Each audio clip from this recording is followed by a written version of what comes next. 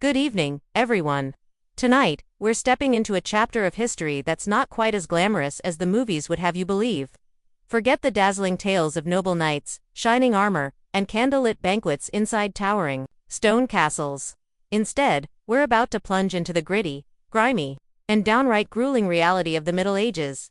This wasn't a time for the faint of heart. Plagues swept through towns. Punishments were brutal and public, and the cuisine, well, let's just say it wouldn't make it onto any modern menu. So, if you're picturing a medieval fairy tale, get ready to have that illusion dismantled piece by filthy piece. But before we dig in, do me a quick favor. If you truly enjoy these deep dives into the darker corners of history, consider hitting that like button and subscribing to the channel. No pressure, only if this kind of storytelling is your thing. And hey, I'd love to know where you're watching from and what time it is where you are. Drop that in the comments below. It's always incredible seeing this little historical community span the globe.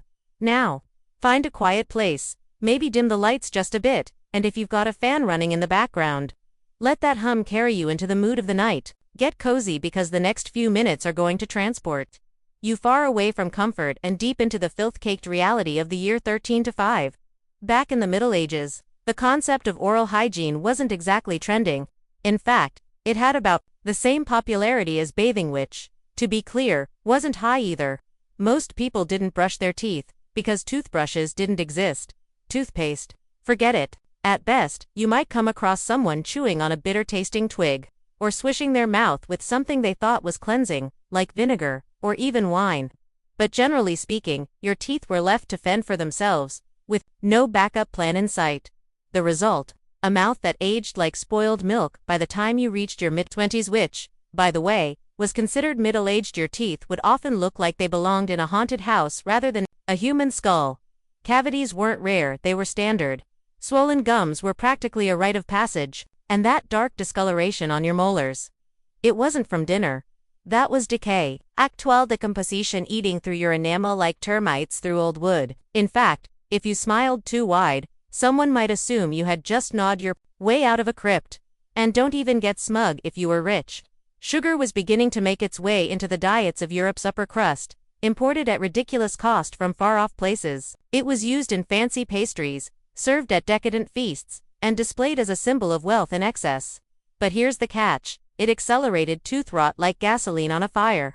So while the peasants destroyed their teeth slowly with gritty bread and coarse porridge, nobles got to fast-track the process with candied figs and almond cakes. In short, rich or poor, your smile didn't stand a chance. Toothaches were a fact of life, constant, dull gnawing pain that lived with you like an unwanted roommate. The kind of suffering that made you consider all your options, praying, drinking heavily, or pulling the tooth out yourself with the nearest pair of metal tongs. And here's the kicker: that last one wasn't just a joke, it was the treatment. There were no dentists. Not really, but there were surgeons. The one-stop shop for everything from a trim to an impromptu surgery. Yes, the same cheerful fellow who cut your hair might also be the one to yank your molar out by candlelight using a rusty hook and absolutely no anesthesia. Imagine that, a man holding a pair of iron pincers in one hand and a shaving razor in the other, grinning like this was his second job, because it was. If that infected tooth didn't come out fast enough, you risked more than just agony. Without antibiotics, what began as a dental issue could spiral into something far worse: fever, sepsis, death. That's right, a common toothache could kill you. The very thing we fix with a 10-minute trip to the pharmacy today could have been your medieval obituary. And let's say you survive all that. Let's say you live long enough to attempt some form of romance. Good luck. Bad breath halitosis, as we know it today, wasn't just common, it was universal. Everyone stank. Kissing wasn't a matter of breath mints or sparkling smiles, it was a blind gamble. Courting wasn't about looks or hygiene, it was about land, livestock, and social alliances. If your family had 2 goats and a half-dead donkey, you were considered a catch. In short, your mouth wasn't just a health hazard, it was a disaster zone, a battlefield, and you were losing the war, one rotting tooth at a time. If you're feeling nervous or overwhelmed in the Middle Ages, the explanation isn't stress or trauma, it's a surplus of black bile, one of the 4 bodily humors. The remedy, not therapy or rest, but a good forceful purge. That means you'll likely be handed a laxative. Maybe a steaming herbal concoction to clean you out from the inside or worse. Subjected to fervent prayers and a freezing compress on the forehead. People around you will quietly shift away, avoiding eye contact as if your soul had already left your body, and someone might begin whittling your coffin out back. Things get darker if you break a bone or suffer a serious wound. Anesthesia doesn't exist, unless you count mercifully, fainting from the agony. Surgery is performed with rusty, grimy knives that may have last been cleaned during the Crusades if ever. Instruments are seared over open flames not to disinfect them, but simply to look intimidating, like props in a horror play. Antibiotics won't be discovered for centuries, and no one knows what germs are. Disease is believed to be divine punishment or the result of bad air that corrupts your spirit. If your stomach hurts, the consensus is that you entertained sinful thoughts, and now you must confess while vomiting. Should your health worsen, your treatment escalates to more leeches. Some crushed insects mixed into a paste, and a priest performing last rites at your bedside, just in case the Grim Reaper is early. At this stage, the only cure they really expect to work is death. And if by some miracle you recover, everyone credits divine intervention. The priest nods sagely, the doctor basks in praise, and the leech is considered a medical prodigy. In short, medieval medicine isn't about getting better. It's about surviving both the illness and the cure. After enduring lice, leeches, and a back-breaking day, you finally stumble home starving. You make your way back to your drafty bug hut, stomach growling like a beast, hoping for a small comfort in the form of a hot meal. Unfortunately, that meal is almost as dangerous as the plague. Let's start with food safety, which doesn't really exist. Refrigerators are a distant fantasy. There's no freezing, no airtight packaging, just salt, smoke, or sheer hope that the cold winter wind keeps your meat from rotting. And if you're lucky enough to have meat, it's probably been dangling in a smoky hut for days, crawling with flies, soaked in questionable brine, and potentially nibbled by rats. Bread, the staple of your diet, isn't much safer. In tough harvest years, when grain is scarce, peasants stretch it with fillers, tree bark, sawdust, even dirt. And if you're eating rye during certain seasons, brace yourself. You might be ingesting ergot, a hallucinogenic fungus that causes spasms, paranoia, and sometimes death. It's like biting into bread sprinkled with LSD and tetanus. Vegetables, only if they're in season, and even then, it's mostly turnips. Mountains of turnips. Boiled turnips, mashed turnips, and turnips floating in a mystery stew called pottage, which might have been bubbling in a pot since your grandfather died. Fruits exist in the fall, but they rot quickly. Sugar is a luxury hoarded by nobles who display their wealth via rotten teeth. Milk, drink it fast, or watch it curdle. Cheese and butter fare a bit better, but they're often teeming with bacteria. Still, you eat it because the alternative is starvation or gnawing on old boot leather. Spices like pepper and cinnamon are worth more than gold, so forget flavor. You get salt if you're lucky, maybe onions. Everything else tastes like soggy burlap spiked with despair. And it's not just your health on the line. Eating the wrong thing could get you executed.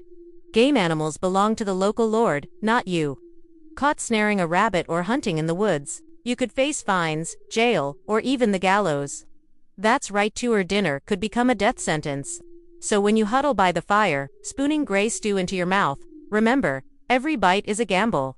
In the Middle Ages, food doesn't nourish, it tests your will to live. The sun sets, but your day isn't over. In fact, God's just getting started. Evening falls. And though your muscles ache and your belly churns with questionable stew, true rest remains out of reach. That's because religion in medieval Europe isn't just part of life, it is life.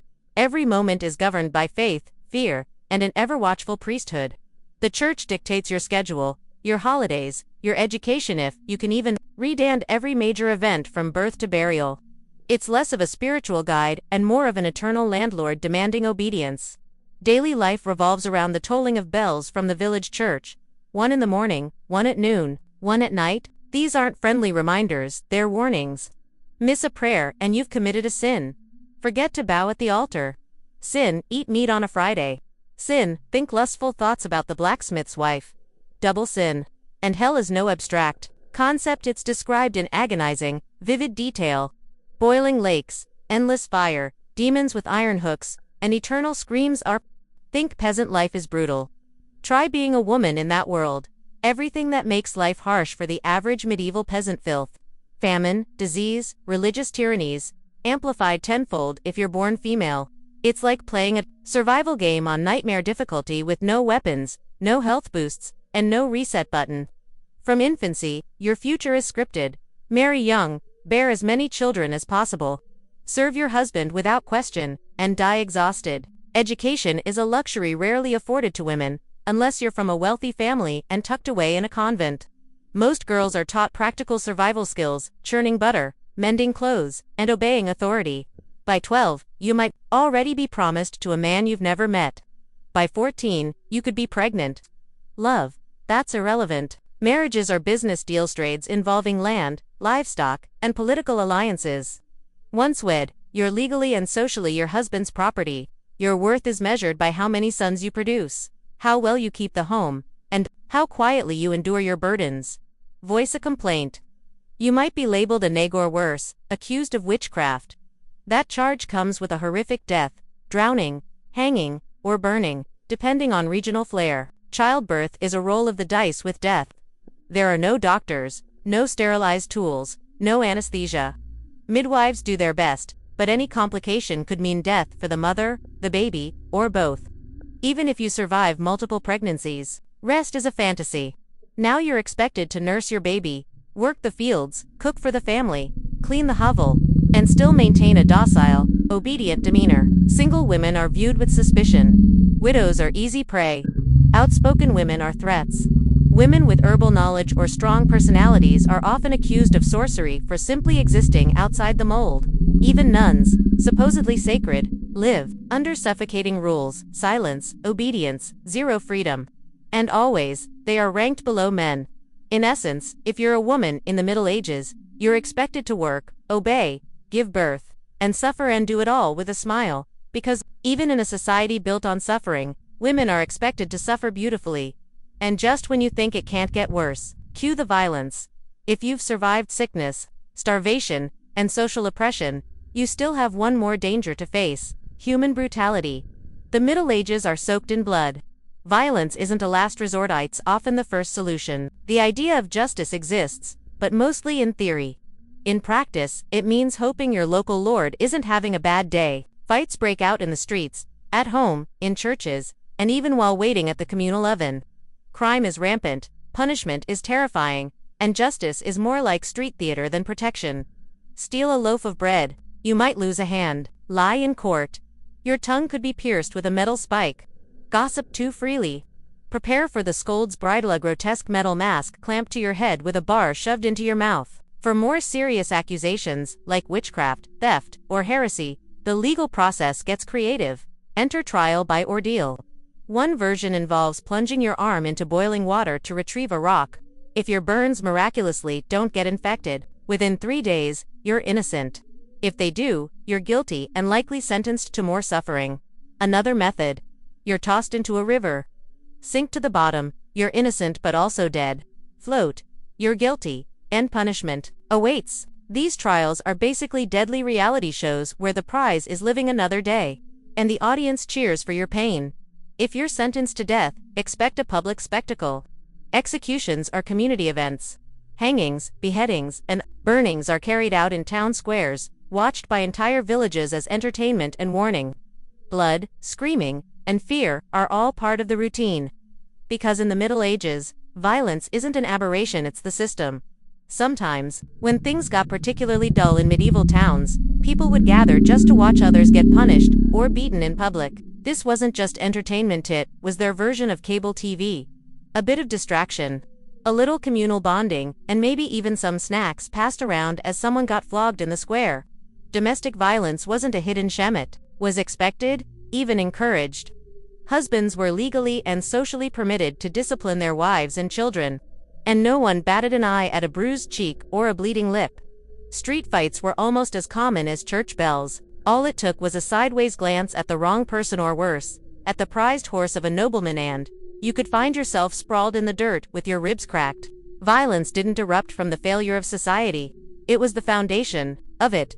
Feuds over land, blood, or religion were never ending, and war was always brewing in the background. Whether it was a crusade, a border skirmish, or just a bar brawl that got out of hand, Someone was always sharpening a sword in the name of God, pride, or plain boredom. Survival meant knowing your place, keeping your head low, and never making eye contact with a man holding a club. If you've made it this far in medieval life, past the lice nests in your hair, the leeches draining your blood, and the despair of never washing your clothes, congratulations, but don't relax just yet. The final chapter looms large and inevitable, a painfully early and deeply undignified death. Reaching the age of 40 didn't just make you old. It made you a statistical anomaly, a walking miracle, in a world where the average life expectancy hovered around 30 to 40 years. Most of that number was skewed downward by the staggering rate of infant mortality. Nearly half of all children never made it past their 5th birthday. Illness, famine, winter, and even teething could be fatal. And for those who did survive childhood, adulthood wasn't a prize. It was a sentence. Work began when you could stand upright, and by your mid-20s, your body already creaked and ached like a church door in the wind. You might have already lost several teeth, maybe a few fingers, and definitely most of your hope. For women, the odds were even worse. Childbirth was one of the most common and most horrifying causes of death. There were no epidurals, no sterile instruments, no trained doctors waiting in the wings, just boiling water, some whispered prayers, and a relative trying to comfort you while you screamed and bled into a pile of straw. And if you were a man, your dangers didn't disappear. A single slip while harvesting, an infected blister, a brawl with a drunk neighbor, or getting swept up in some duke's poorly planned crusade could be the end. Even walking to town could mean crossing paths with a bandit, a furious tax collector, or a stray arrow from a feud you didn't even know existed. Death wasn't a dramatic conclusion. It was a daily possibility. It came silently with plague, turning villages into ghost towns overnight. It came slowly with famine, grinding through entire communities across endless winters. Or it came suddenly, from eating rotten grain and spending your final hours hallucinating and screaming into the void. And when it finally came, don't expect a big send-off. If you were lucky, someone dug a hole. No funeral procession, no embalming, no engraved headstone, just a few muttered prayers and a thin layer of dirt. That's if the churchyard had space left. In short, medieval life was a relentless grind, brutal, unforgiving, and always teetering on the edge of collapse. You didn't get a pension, a retirement party, or a farewell cake. One day, you simply stopped showing up, and that was the end of it. Now let's talk about your average day. You'd wake up surrounded by filth, mud, human waste, and fleas. Your first task, relieve yourself in a wooden bucket. Then maybe try brushing your teeth with a rag and some ashes, or just skip the whole thing entirely. Breakfast. If you were lucky, some stale bread. Then it was off to work until your bones protested and your spirit sagged. You'd scratch your way through a wool tunic that hadn't been washed in months, whisper prayers that you wouldn't catch the plague, and try to avoid public hanging because someone accused you of squirrel theft. That wasn't a bad day, that was Tuesday. Still dreaming of becoming a knight in shining armor? You might want to reconsider.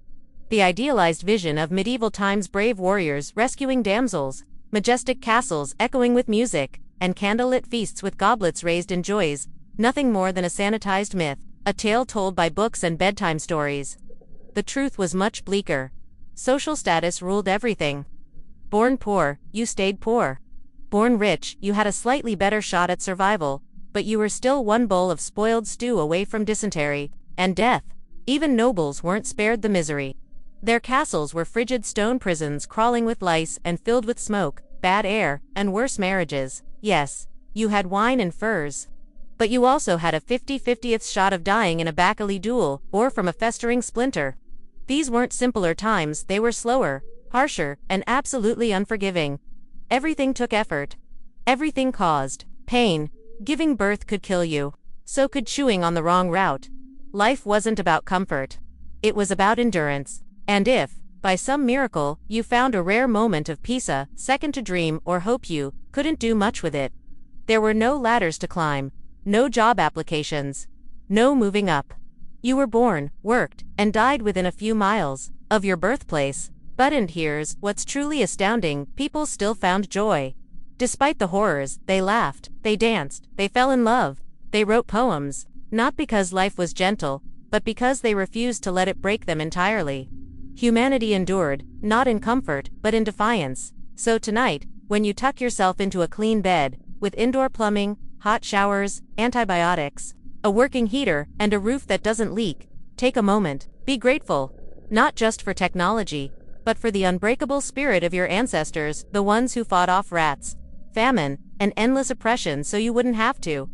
Behind the elaborate ceremonies and rigid court customs, Catherine began pursuing something far more radical in private knowledge. Behind closed palace doors, she devoured the writings of Enlightenment philosophers like Voltaire and Montesquieu, while the nobility still viewed her as a mere young consort. Decorative and obedient Catherine was carefully constructing a new vision for herself and for Russia, a vision rooted not in tradition but in reason, strength, and education. However, one glaring obstacle remained: Peter. As long as he was alive, she remained a sidelined wife tethered to a man increasingly seen as incapable of ruling. So, she waited, she watched, and she prepared. She understood the Russian crown wasn't something to be inherited, would have to be taken. In 1762, after nearly 20 years of patience, calculation, and subtle maneuvering, Catherine finally saw her opportunity and seized it with remarkable precision. Empress Elizabeth had passed away, and Peter, now officially Emperor Peter III, ascended the throne. But his reign unraveled almost immediately. In mere months, he alienated the Orthodox Church, angered the nobility, insulted the military, and openly praised Prussia, Russia's long-standing enemy. He reversed popular reforms, mocked religious leaders, and even threatened to divorce Catherine in order to marry his mistress. The court began to freeze him out. The military, particularly officers loyal to Catherine, started whispering in corridors. Even common Russians viewed him as a foreign puppet, more German than Russian, and completely out of touch with their traditions and values. Catherine, seeing Peter's missteps piling up, made her decisive move. In July of that same year, while Peter was secluded in his summer residence, she orchestrated a bloodless coup d'état, with support from key military leaders, most notably her lover, Gregory Orlov, and his powerful brothers. She marched through St. Petersburg in full imperial regalia. She was declared Empress Catherine II with the full backing of the elite imperial guard. Peter, blindsided and without loyal support, surrendered quickly. Within a matter of days, he was imprisoned, and soon after, he was reported dead under murky circumstances. Officially, his death was attributed to a sudden illness. Unofficially, it was widely believed to be murder. Catherine was now empress not by royal lineage, not through marriage, but through sheer determination, political acumen, and fearless ambition. Her rise to power was nothing short of extraordinary. She was a foreign-born woman, with no legitimate, dynastic claim to the throne, who had taken control of one of the largest empires on earth without fighting a single battle. Yet securing the crown was only her first challenge. The real test lay ahead. Could she transform this daring takeover into a sustainable reign? Would the Russian elite accept her authority? Would she gain the loyalty of the people? Could she avoid the same fate as her deposed husband? Catherine understood that power acquired through intrigue could just as easily slip away. If she wanted to survive, she had to reinvent herself not as a schemer, but as a sovereign worthy of respect. Thus began her metamorphosis from careful conspirator to enlightened ruler. Catherine refused to be a figurehead. She had grand ambitions, not just for military dominance or political stability but for intellectual revolution. While Peter had obsessed over Prussian uniforms and toy soldiers, Catherine immersed herself in the works of Voltaire, Diderot, and other luminaries of the Enlightenment. She admired their principles: reason, progress, education, and the idea that a monarch should serve the people even if she still ruled with absolute power. Catherine didn't simply study these philosophies, she embodied them. Her intellectual pursuits weren't just personal, they shaped policy. She corresponded with Voltaire for over 15 years, charming and debating him, while simultaneously defending her autocratic rule. She invited Diderot to court and even purchased his entire library, providing him financial support while surrounding herself with ideas. In private, Catherine pored over legal treatises, conducted spirited debates with advisors, and began drafting policies aimed at pulling Russia into the modern era. One of her earliest and most ambitious reforms came in 1767, when she launched the Legislative Commission. This initiative aimed to revise Russia's outdated and inconsistent legal code. Her personal manifesto, the Nakaz, was a bold political statement cloaked in legal language. It championed equality before the law, condemned torture, and argued that rulers must serve the greater good. For an empress in 18th-century Russia, these ideas were nothing short of revolutionary. However, Catherine was fully aware of the limits of theory. Russia was a sprawling, deeply conservative empire, still dominated by landowning nobles who viewed their serfs as property. If she pushed too hard, too fast, she could spark rebellion or worse, lose the throne. So, Catherine tread carefully. She implemented change, but at a deliberate pace. She eliminated certain forms of torture, promoted secular education, and oversaw the building of libraries and schools. At the same time, she reinforced the nobility's control over the serfs, maintaining their loyalty and ensuring the fragile social structure remained intact. This was the balancing act that defined her reign, a philosopher queen in her public persona, a shrewd realist in private. Catherine had to constantly navigate between the ideals of Enlightenment Europe and the brutal political realities of autocratic Russia. Her reforms were progressive, but always calculated. Catherine's ambitions didn't end at internal reform. She believed a great empire must grow or risk stagnation. While Peter the Great had famously opened a window to the west, Catherine sought to knock down the entire wall. Under her leadership, Russia's territory expanded farther than ever before. She launched military campaigns, not just to defend her reign, but to redraw the borders of Europe. One of her most consequential conflicts was with the Ottoman Empire, fought in waves during the 1760s and 1770s.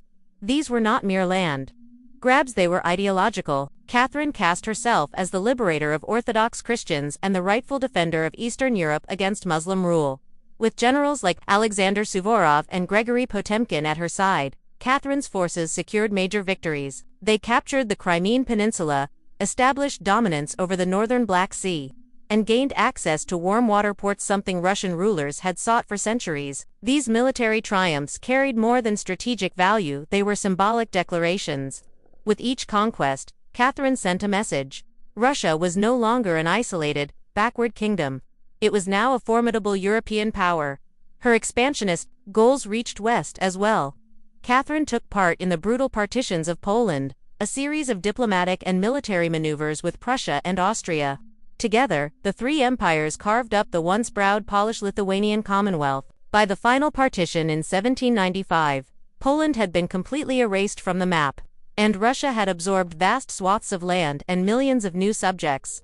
But Catherine didn't just conquer with armies, she colonized with vision. She encouraged German settlers to farm Russian lands, built new cities, and expanded trade routes. The empire stretched from the frozen Baltic to the sun-scorched shores of the Black Sea. With Catherine at its helm, reading dispatches, signing decrees, and personally shaping every corner of her expanding dominion. Despite her success, critics branded her as power-hungry, even imperialistic. But to Catherine, expansion was not mere ambition, it was her destiny.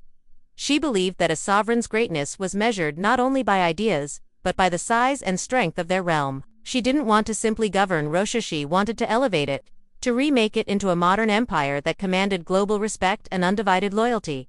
Yet, for all her intellectual brilliance and political mastery, Catherine was also famously scrutinized for what happened behind palace doors.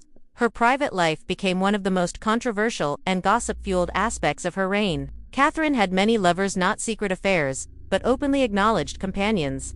Often younger, handsome, and occasionally politically useful. She wasn't ashamed of them. On the contrary, she rewarded them with titles, estates, and pensions, if they pleased her. If they didn't, they were quietly dismissed, usually with a graceful exit and generous severance. One of the most significant of these men was Gregory Potemkin, a bold and brilliant statesman. Their relationship defied convention, blurring the lines between personal affection and political partnership. Some historians even speculate that the two may have married in secret. Together, they strategized military campaigns, led colonization efforts, and reimagined southern Russia. Potemkin wasn't just a lover, he was, in many respects, her co-ruler still. The European elite, fixated on the scandal. Satirical pamphlets mocked her. Whispered rumors painted her as lustful, deranged, or worse. And after her death, her enemies spread the infamous and entirely false story involving a whoreson, outrageous slander meant to tarnish her legacy forever. But why such obsession with her private affairs? The answer is simple: Catherine wielded power in a way few women had ever dared. In an era that demanded women be saintly or tragic, she chose to be neither. She was unapologetically powerful, fiercely intelligent, and unafraid to live on her own terms. Love and sexuality were never things Catherine shied away from. She believed that pleasure was a natural, even essential, aspect of human life, something to be embraced rather than hidden or shamed. In her view, personal relationships, even passionate or romantic ones, did not have to conflict with the duties of leadership. Where many male rulers blurred emotional impulse with policy or allowed personal drama to cloud their judgment, Catherine drew a clean line between the two. Her lovers were often selected not just for affection but for their loyalty, intelligence, and political utility. These men provided companionship, but they also served strategic functions, advisors, aides, or social stabilizers. When their usefulness ended or the relationship naturally faded, Catherine dismissed them with grace, ensuring they departed with a pension or estate, never with public scandal. Far from being a liability, her romantic life became. Catherine dispatched her professional military forces with a simple directive: crush the rebellion. The imperial army moved decisively, overwhelming the poorly equipped and undisciplined rebels. In 1774, Pugachev's forces were decisively defeated. He was captured, paraded in an iron cage before jeering crowds, and eventually executed in Moscow, his beheading serving as a grim warning to any would-be revolutionaries. In the aftermath, Catherine shifted her approach to governance. Her earlier flirtations with Enlightenment ideals, including vague talk of serf emancipation, quietly vanished. The rebellion had shown her the limits of reform in a nation still chained to feudalism. From that point on, she relied even more heavily on the nobility, granting them increased power over their serfs in exchange for unwavering loyalty to the throne. Her governance hardened. Surveillance increased. Dissent, even whispered, was ruthlessly extinguished. Pugachev lost his life, but he left behind a message that haunted Catherine: that no throne built on oppression can sit secure forever. As Catherine aged, she did not lose her grip on power. She tightened it by the time she reached the later years of her life. She had ruled Russia for over 34 years, longer than any female sovereign in Russian history. From the moment she seized control, in the coup against her husband, she had redefined what it meant to be both a woman and a monarch in a deeply patriarchal world. Under her leadership, Russia didn't merely survive, it thrived. Its territory expanded by more than 200,000 square miles, absorbing strategic regions like Crimea, parts of Poland, and the coveted coastline along the Black Sea. These territorial gains weren't just symbolic, they secured warm water ports crucial for trade and naval power, transforming Russia into a serious European force. But her legacy extended beyond borders. Catherine left a cultural and intellectual imprint as powerful as any military conquest. She helped found the Hermitage Museum, which would become one of the largest and most prestigious art collections in the world. She collected works from Europe's great masters, built libraries, and corresponded with Enlightenment thinkers like Voltaire and Diderot. Her court became a vibrant hub of ideas, art, literature, and innovation, a beacon of sophistication that challenged Western Europe's perception of Russia as backward or barbaric. She championed education, particularly for women, establishing schools and encouraging the printing of books. She personally received the smallpox vaccine at a time when many feared it, demonstrating a forward-thinking embrace of science. Yet, for all her progressiveness, contradictions remained. While Catherine admired Enlightenment philosophy, she often failed to apply its ideals to her own empire. Despite speaking of liberty and human dignity, she not only failed to abolish serfdom, she entrenched it even further into Russian society. Her reforms, though impressive on paper, were often cosmetic structural changes designed to strengthen the empire without challenging the foundations of aristocratic privilege. Still, her reign brought rare stability, and perhaps more importantly, a grand vision. Catherine understood that in Russia, power was not inherited without challenge. It had to be seized, shaped, and defended at every turn. She did not rule by divine right, but by political calculation and unrelenting determination. She was called many things: a tyrant, a seductress, a reformer, a manipulator. But no one could deny she was effective. When she died in 1796, she left behind a Russia that was stronger, wealthier, and more internationally respected than it had been in generations. Catherine didn't just reign. She redefined the very essence of rule. She was strategic, intellectual, and unflinchingly pragmatic. Her legacy would endure not just in palaces or textbooks, but in the very structure of the modern Russian state. She became a mythic figure, an empress who defied every limitation placed on her by gender, nationality, and political circumstance. Yet behind the carefully crafted public image, the enlightened despot, the benevolent mother of the nation, was a woman who understood how fragile her position truly was. She had not been born in Russia. She came to the throne through a violent seizure of power, and she governed a society that, in many ways, was still unwilling to accept a woman at the helm. Her life was a delicate balancing act of public strength and private vulnerability. Despite the grandeur of her court, Catherine often experienced profound loneliness. She filled her life with admirers, artists, and lovers, but in her private writings, she lamented how few people she could truly trust. Her relationship with her son, Paul, was cold and tense. She viewed him as emotionally unstable and politically dangerous, someone likely to undo the progress she had fought so hard to achieve. Her deepest emotional bond, with the statesman, Gregory Potemkin, eventually shifted into friendship, but his death in 1791 left her profoundly shaken.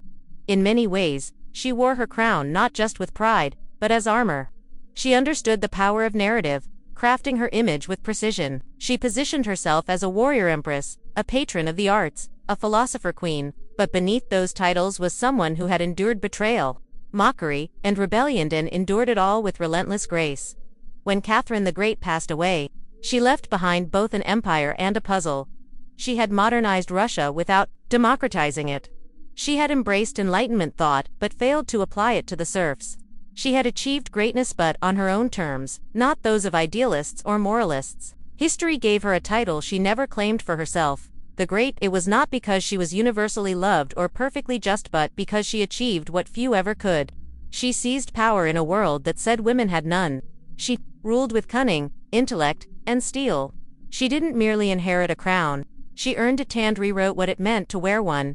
She lived during the 7th century, a time recognized as the Golden Age of Pollenkia, period marked by intellectual flourishing, artistic brilliance, and political sophistication. Yet unlike the elaborate and often prominently placed tombs of other Maya rulers and elites, her final resting place was hidden from sight, deliberately tucked away and left untouched for centuries. This was no ordinary burial. It was not simply a matter of laying a body to rest. It was an act steeped in spiritual intention and sacred symbolism. Her interment wasn't designed for public remembrance or monumental glorification. Instead, her memory was meant to endure through ritual, through vibrant hues, and through the air of enigma left lingering in the darkness of the sealed chamber. What made her tomb truly haunting wasn't the glitter of her jade jewelry or the eerie stillness that surrounded her remains. It was the presence of red dust, thick, unyielding, and impossible to ignore. Powdered cinnabar coated every surface. It clung to her sarcophagus, to the stone walls, to the bones themselves. It even blanketed the offerings laid at her side. Like dried blood on stone, it spoke, not only of death, but of transformation to the ancient Maya. The use of cinnabar derived from crushed mercury sulfide was far from a decorative flourish. It was one of the most revered and symbolically charged materials in their world, holding both sacred meaning and mortal danger. Its bold crimson hue wasn't chosen for mere aesthetic. Red was the color of blood, of divine vitality, of the sun, rising and setting, a visual bridge between life and the afterlife. It embodied sacrifice and spiritual rebirth, the essence of what connected mortals with the divine. When a body was bathed in cinnabar, it wasn't just being preserved, it was being transformed. In the Maya spiritual framework, death was not an end but a passage, a transition into another dimension of existence. Thus, this woman, remembered today as the Red Queen, was not merely being buried, she was being sanctified, possibly even elevated to a divine status. Yet there is another layer to this ritual. Modern science reveals cinnabar's true nature, a toxic substance that can lead to mercury poisoning, tremors, and hallucinations. While the Maya may not have known the exact chemistry, they surely understood its raw intensity. They believed in its power. To cover a body in such a volatile substance was to declare it sacred, untouchable by ordinary standards. It was a bold statement. This person belonged to another realm entirely. In Palenque, very few individuals were honored in this way. One such figure was Pakal the Great, a revered king whose pyramid dominates the landscape. His tomb, like that of the Red Queen, was saturated in cinnabar. This striking similarity sparked intense speculation among scholars. Who was this woman? Was she Pakal's consort, his mother, or perhaps a queen of her own standing? someone who held power equal to or even surpassing his. Her skull had been reverently placed atop a jaguar pelt, an animal revered for its strength and its role as a guardian of the underworld. Around her were bone needles, sharp obsidian blades, and miniature jade figurines. Each item was a clue, a fragment of a larger story told through sacred ritual and funerary symbolism. These weren't random objects, they were remnants of ceremonies, some likely performed during her lifetime, others carried out in her honor after death. Her entire burial site spoke without words, revealing a tale of power, reverence, and sacred preparation for the journey beyond. This was not a quiet farewell. It was a ceremonial ascension cloaked in mystery and draped in the blood-red color of sacrifice. Encircling the Red Queen's crimson-covered remains was an atmosphere of stillness and reverence. A silence broken only by the G. Supporting this theory is geography. Her tomb lies just a few steps from Pakal's Onan arrangement, too precise to be coincidental. In life, they ruled together. In death, they rested side by side. And the Cinnabar connection is undeniable. Only two individuals in Palenque were interred in such dramatic. Red Pakal and the Red Queen. The symbolism is unmistakable. However, the mystery deepened when scientists conducted DNA testing in an attempt to confirm the link. The results, frustratingly, were inconclusive. The Red Queen shared no direct maternal lineage with Pakal. Yet that doesn't disprove a marital connection. Marriage, after all, is not bound by blood. Others have put forth competing theories. Perhaps she was Sak Kuk, Pakal's mother and a powerful regent in her own right. Perhaps she was a royal priestess or a revered ancestor, whose name was swallowed by time, but all signs continued to point to Sakbu Aja, queen by blood, by title, and by spiritual authority. The absence of her name might not be an oversight at all. It could have been a deliberate act. In Maya belief, immortality wasn't secured through carved stone or public monuments. It lived through ritual, through sacred color, through the whispers of wind across temple stones. The Red Queen exists in that liminal space between myth and memory, between historical certainty and cosmic mystery. She ruled not only as a consort, but as a spiritual force. A woman remembered not in glyphs but in the sacred silence of Red. To truly grasp who the Red Queen was, we must delve into the world she inhabited, an era when Maya women, especially those born into royalty, held far more power than many realize. In Maya society, governance was often a familial endeavor. Royal women weren't confined to the background. They served as political advisors, spiritual leaders, and ceremonial figures of authority. They led diplomatic missions, commissioned architecture, and ensured the continuity of dynasties. Their bloodlines were political assets used to build alliances and consolidate power. One of the most powerful examples is Sak Kuk, mother of Pakal the Great. When the throne of Palenque stood empty, she seized power herself and ruled as regent, issuing decrees, commissioning major construction, and guiding the kingdom until her son came of age. She wasn't a placeholder, she was a sovereign. Nor was she alone. Across the Maya world in Yaxtalan, Aranyo, Kalakmal inscriptions reveal women performing sacred rituals, appearing on stele in royal regalia, and occasionally ruling in their own names. Some were warriors, others were diplomats. Many were remembered in stone, at least until those stones eroded. By the time Spanish conquistadors arrived, much of this memory had been erased by colonial narratives that rendered indigenous women as passive shadows. But archaeology tells a deeper truth, one where gender roles were complex. Power was often shared, and royal women shaped the fate of cities. Seen through this lens, the Red Queen takes on new meaning. Even if she did not rule explicitly, her burial site, her artifacts, her symbolism, all speak of immense influence. Her jade mask was more than a funerary item. It was a testament to who she was in life and what she was becoming in death. Her proximity to Pakal's tomb wasn't merely logistically, it was symbolic. She was his partner in life, and perhaps his equal in legacy. In the intricate cosmology of the Maya, a queen was not just a wife. She was a spiritual guardian, a vessel of divine blood, and a voice in the sacred chorus between humanity and the gods. Though we may never speak her name with certainty, we can say this: the Red Queen was never voiceless. She speaks still through cinnabar, through jade, through the sacred geometry of her tomb. Temple 3. One of the more modest pyramids nestled within the ancient city of Palenque, might seem unremarkable at first glance compared to the towering structures surrounding it. However, its unassuming appearance hides profound importance. Located just steps away from the Temple of the Inscriptions, the monumental tomb of Kanich Janab, Pakol, also known as Pakol the Great. This smaller temple was not placed by chance.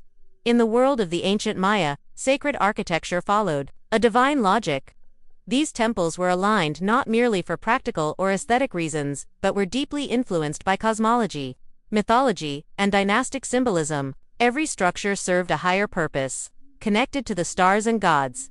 While Temple 3 lacks the towering grandeur of its neighbor, it houses something far more intimate and spiritually potent, a perfectly sealed crypt, untouched for over a millennium. Its interior remained hidden from looters, shielded by the sheer complexity of its construction. Built deep within the temple's core, the tomb could only be reached by descending a steep and narrow stairwell, a symbolic journey mimicking the soul's descent into the Maya underworld, known as Xibalba. This long shadowy passageway created an emotional and spiritual transition from the world of the living to that of the dead. Once inside, the tomb itself is stark and silent, composed entirely of cut stone, tightly sealed for 1,300 years. The absence of glyphs, murals, or intricate carvings suggests intentionality. This space wasn't meant to narrate, it was meant to transform. At the heart of the chamber sits a limestone sarcophagus. Solemn and monolithic, almost like an altar to the dead, though less elaborate than Pakal's famously carved coffin lid depicting his cosmic rebirth. The tomb of the Red Queen, named for the vivid red pigment that covered her remains, draws its power from its simplicity. The lack of decorative grandeur does not suggest lesser importance. Instead, the tomb directs attention inward, focusing on the body, the ritual use of cinnabar, and the spiritual preparation for the afterlife. Yet even in this stripped-down form, the architecture whispers symbolic meaning. The chamber's east alignment mirrors the journey of the sun, a metaphor for life, death, and eventual rebirth. It is a deliberate, intimate sanctuary, echoing with reverence for the woman entombed within. Maya temples were not merely religious structures. They were celestial instruments designed to align heaven, earth, and the underworld. To be buried in such a sacred structure was to ascend beyond the realm of mortals and take one's place in the divine order. The Red Queen's final resting place was far from an afterthought. Every element of her burial site reflects a careful orchestration and architectural hymn to the idea that death is not the end, but the beginning of a new, sacred transformation. Her remains rest encased in stone, her body steeped in blood-red cinnabar, and her soul embedded in the temple's design. The entire space, though silent, resonates with purpose. Without a single word, it tells us, this woman mattered. For the Maya, death was never seen as a termination of existence. Instead, it was a sacred crossing, a rite of passage into the multi-layered world of the afterlife known as Xibalba. This journey was as political and ritualistic as it was spiritual. Burial was not simply a farewell. It was a ceremonial event, steeped in myth, intended to arm the deceased for the perilous trek through the underworld. Maya cosmology paints Xibalba not as a paradise, but as a place of trials, darkness, and divine judgment. One did not enter it lightly. The soul had to be properly prepared, cleansed, honored, and equipped for a journey that was both physical and metaphysical. The Red Queen was buried with care and ceremony. Her body wrapped in cinnabar, sealed in stone, and surrounded by sacred offerings. These were unmistakable signs of an elite burial, but the deeper meaning lay in the tools and objects interred with her. Obsidian blades and bone needles, possibly instruments of auto-sacrifice, suggest that her life included rituals of and that these acts were reenacted in death to empower her spirit for the trials ahead. Her jade funerary mask, meticulously assembled tile by tile, wasn't merely decorative. In Maya belief, the face was a sacred mirror of the soul, and preserving it ensured that the gods would recognize and guide her. The vessels that lay at her side likely contained cacao maize, pulque, or water offerings to nourish her spirit as she crossed into the next world. Other artifacts such as stingray spines or shell trumpets may have served ceremonial purposes, or symbolized communication with the divine. Burial, for the Maya, was more than a goodbye, it was an act of transformation. They believed in sacred cycles, where death was a seed, burial was planting, and the afterlife marked a return or rebirth. Kings and queens weren't just political figures, they were seen as earthly manifestations of the gods. And in death, they returned to that divine realm. The Red Queen, entombed in the color of blood and placed within the heart of a pyramid, wasn't merely being remembered, she was being reborn as something larger than life itself. Her early works were deeply influenced by Mexican folk traditions, especially retablos, small devotional paintings that often commemorated survival after accidents or illness. Frida flipped the tradition inward. Her survival story was not one of divine intervention, but personal will. Her art became a spiritual offering to herself. Her own body, distorted and fractured, became both the canvas and the message. She explored themes of gender, fertility, loss, and duality. In every brushstroke was a confrontation with pain, but also a refusal to be diminished by it. As Frida slowly regained the ability to walk, albeit with great pain and a cane, she emerged not as the girl who once dreamed of medicine, but as an artist. Her paintings defied categorization. They were surreal but rooted in reality, emotional yet fiercely intellectual. She had taken the darkest chapter of her life and turned it into a source of unrelenting creativity. Frida Kahlo didn't just illustrate her suffering, she made it sacred. She transformed anguish into art, and in doing so, she made the world witness it, raw and unfiltered. In 1928, just 3 years after the accident, still healing and only 21 years old, Frida's life took another dramatic turn, this time in the form of a man named Diego Rivera. Rivera, already a towering figure in the art world and Mexico's most celebrated muralist, was 20 years her senior and known for his grandiose political murals. Frida had long admired his work. When she brought him her paintings at the Ministry of Education and asked bluntly if she had talent, Diego responded without hesitation, yes. He saw in her something powerful, an authenticity untouched by convention, a voice sharpened by pain, and an eye that saw the world through layers of symbolism and satire. From that moment, their fates became intertwined. Their relationship burned hot from the start. Frida famously said, "I suffered 2 serious accidents in my life. One in which a streetcar knocked me down. The other was Diego."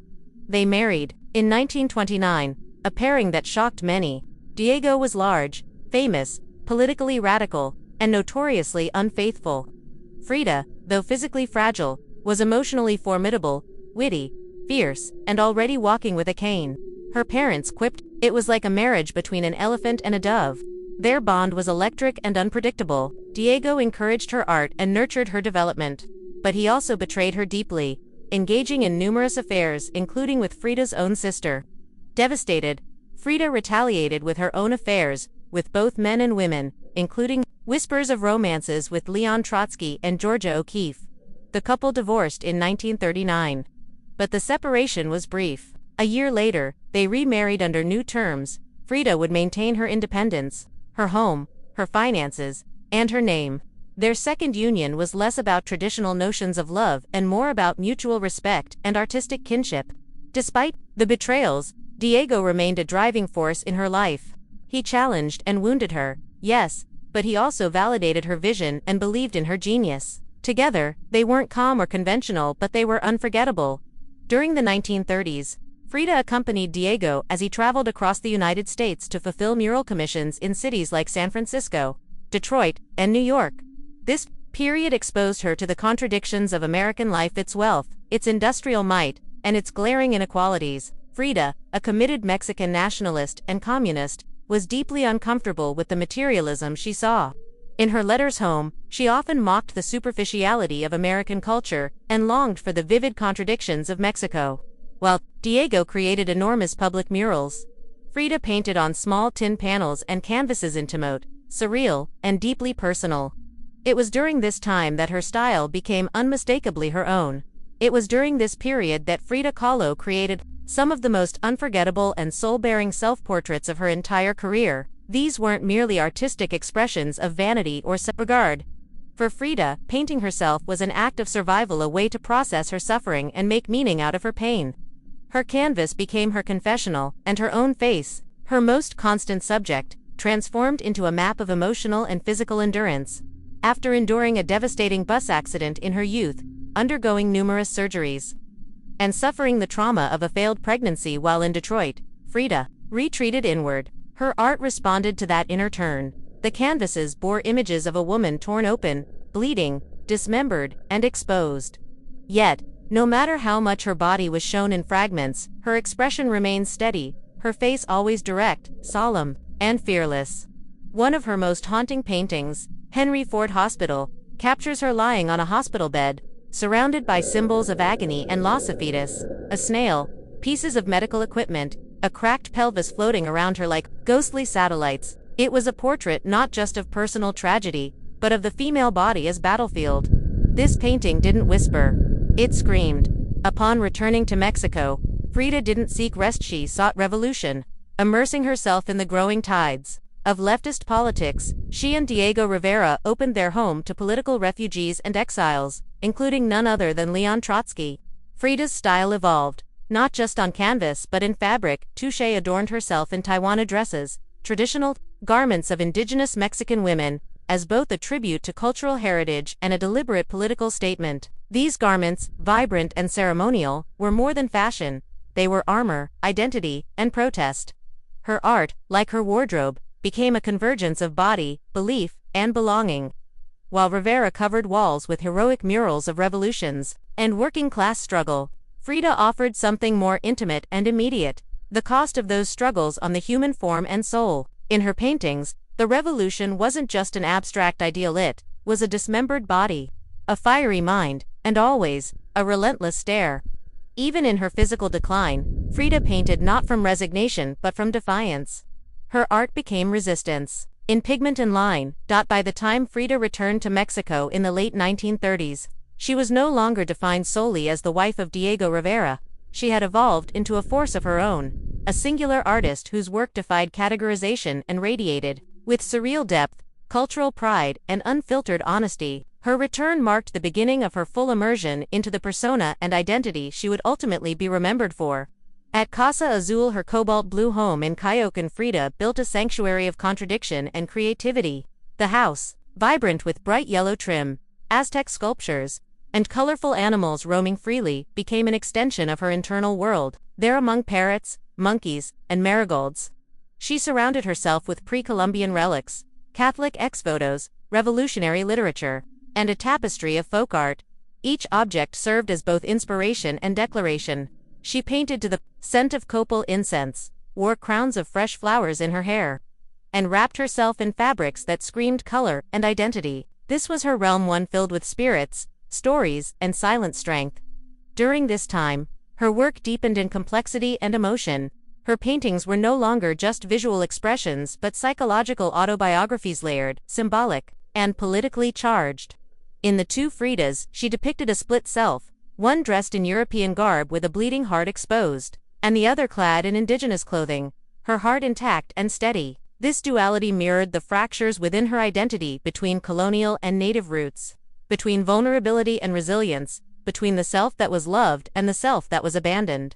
When she exhibited her work in Paris in 1939, she captivated European artists like Picasso and Kandinsky. Yet, even as the surrealists welcomed her into their fold, Frida rejected the label.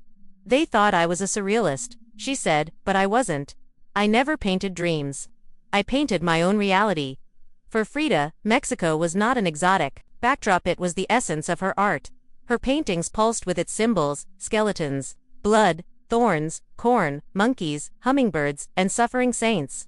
She celebrated her roots while never shying away from the brutal truths buried beneath the soil. Even as her artistry matured and her political convictions intensified, her health continued to crumble. The bus accident that had nearly killed her in her youth left behind a legacy of agony. She endured dozens of surgeries, bone infections, and degenerative spinal conditions that left her increasingly immobilized. But her spirit never slowed. She painted while lying in bed, her body supported by plaster corsets and braces, her hands clutching the brush as if it were a weapon. In this period, her art grew sharper, bolder, and more unflinching. She abandoned metaphor entirely. In the broken column, she painted herself split open, her spine replaced by a shattered architectural column, her body punctured by nails, and tears streaming down her face. Yet her eyes, once again, are steady. She refuses to look away. And she refuses to let us look away either. Pain had become her muse, her shadow, and her defiance. Frida's voice was not limited to the canvas. She became a fierce political activist, an unrelenting critic of imperialism and oppression. As a member of the Mexican Communist Party, she marched in demonstrations, penned searing letters, and used her fame as a platform to uplift the working class and marginalized. Even when confined to a wheelchair, she showed up at protests, holding placards high and chanting with all the fire her failing lungs could manage. In 1953, she received her first solo exhibition in Mexico, long overdue and deeply symbolic. Though doctors warned her not to attend, Frida arrived like only Frida could, in an ambulance. Carried in on a stretcher, placed in the center of the gallery in her hospital bed, surrounded by her paintings, wrapped in traditional dress, and handing out shots of tequila to guests. She had become the artwork, both subject and spectacle, symbol and soul. Her final paintings were both stripped down and haunting. In Marxism will give health to the sick. She portrays herself in a steel corset, supported by Marx's massive hands, casting away the tools of oppression. It's both hopeful and tragic, a cry for help and a declaration of belief. Her last known painting was a still life, simple watermelons sliced open, one inscribed with the words, "Viva la vida," or "Long live life." Even as death loomed, she painted with conviction. Her farewell was not whispered but shouted in color. On July 13, 1954, Frida Kahlo passed away in the very place she had been born, La Casa Azul, in Coyoacán. The official cause of death was a pulmonary embolism, but those closest to her believed she had simply grown too tired. Tired of pain, of surgeries, of fighting against the slow betrayal of her body. Just days before, she had attended a political protest against U.S. interference in Guatemala, raising her fist in the air, refusing to sit still in silence. Revolution, even at the end, was her heartbeat. Her last diary entry was brief but etched with poignancy. "I hope the exit is joyful and I hope never to return." Frida's funeral was held at Mexico's most prestigious cultural venue, the Palacio de Bellas Artes, draped in the red flag of the Communist Party. Her coffin was surrounded by mourners, artists, workers, dreamers, and revolutionaries. Diego Rivera was inconsolable, calling her the love of his life despite the betrayals that had nearly destroyed her. But even in death, Frida refused to fade into the background. Her legacy grew not overnight, but steadily and with mounting power. At first, she was remembered in niche artistic circles, her work seen as too confessional, too political, or too unconventional. But over time, scholars, especially feminists and activists in the 1970s and 1980s, began to rediscover her. They found not just an artist, but a symbol of womanhood, resilience, queerness, and rebellion. Frida Kahlo's face is now everywhere on murals, t-shirts, dolls, posters, and memes. Her iconic features, unibrow flower crowns, unflinching stare, are instantly recognizable. But what gives her image weight isn't just its visibility, it's the truth it represents. Frida didn't hide her flaws. She didn't chase perfection or try to mold herself into society's expectations. She embraced contradiction. She was real, messy, angry, passionate, broken, beautiful, and unapologetically herself. She transformed her pain, her politics, her disability, and her heritage into something immortal. For queer people, she is a bold, bisexual icon who lived openly when silence was the norm. For women, she is a blazing torch of self-expression. For disabled artists, she is living proof that creativity doesn't diminish in pain, it can rise from it. And for Mexico, she is a reclaimed daughter, a living embodiment of its soul, its struggle, and its story. Her paintings, once dismissed as eccentric or grotesque, now hang in the world's most renowned museums, revered not just for their aesthetic power but for their emotional truth. Works like the two Fridas, self-portrait with thorn necklace and hummingbird, and the broken column are no longer just seen, they are felt. They speak to anyone who has suffered, who has loved, who has lost, and who has dared to survive. Frida lived in the margins and transformed them into a stage. She was a communist who wore gold, a betrayed woman who loved again, a body shattered but a soul unbreakable. Through all of it, she kept painting, not just with color, but with truth, fury, and clarity. Frida Kahlo never asked to be turned into a symbol. She simply told the truth of who she was, and in doing so, gave voice to countless others who had never seen themselves reflected in art before. Today, when we see her image, we don't just see a painter, we see a mirror, we see courage, we see defiance. We see life in all its agony and brilliance. Frida isn't gone. She has become immortal not as myth, but as message. A message that says, you can be broken and still be whole. You can bleed and still be brilliant. You can live boldly, even in pain.